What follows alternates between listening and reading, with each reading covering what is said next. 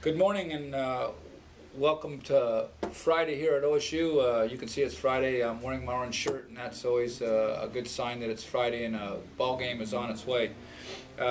Before I get started, I want to talk about a few housekeeping details with the course. Let's talk about the course schedule for a minute. The discussion topics are posted on Sunday, and a lot of you have been waiting till Thursday to post your discussions.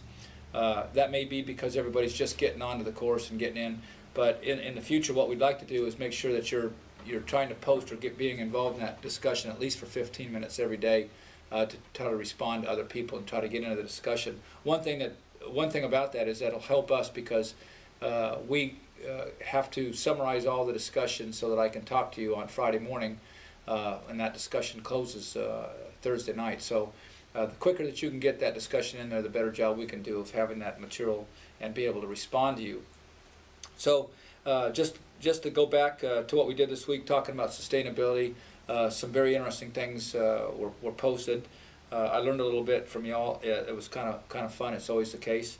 I guess you got my point about sustainability having a lot to do with time and place, and that the definition is very difficult to pin down. There's a lot of different definitions depending on who you read and what you read, whether it's an economist writing or a sociologist or who it is. So it's kind of a moving target. But as we go through, I kind of hope that you will keep talking about this issue and talk about with the other students in the class, talk about with people outside the class, and see if you can tie down something that you think is a reasonable definition. I don't think we're ever going to come up with one everybody agrees on, but it'd be good if you could come up with a reasonable definition for yourself about what sustainability is. Now, just so you know, I've been doing this for about 30 years, and I still haven't got one that I think is workable. Every time I do, somebody tells me something, and I want to change it a little bit. But at least I got the basic constructs down. Okay, so as we shift gears again, we're going to be looking at those resources. I know some of you asked questions about that, and really it's just a matter of picking that resource. I'm not real sure it matters what you pick. There's major resources and there's minor resources. You could pick an element, or you could pick a water, and so they're quite different in context. But nonetheless, everything has a life about it. There's only so much of it in our solar system and in our planet, and it has to be. It's not going anywhere. It's staying here and it's being recycled.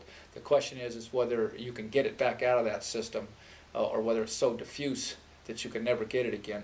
And so when you look at that idea of sustainability, and we look at that idea of supply and demand of that resource, I think that's the important point of how much of that resource is available and how much of it is going to be used. So as you think through that and talk about fuel, forestry, fertilizer, etc., please go through that, identify that, talk with the other students, post that discussion as quickly as you can, and try to do it on a daily basis rather than trying to log 2 hours at the end. So we want to have the discussion be as active as possible. The more you discuss with the other students, the more all of us will learn. So have a good week. We'll see you same time next week.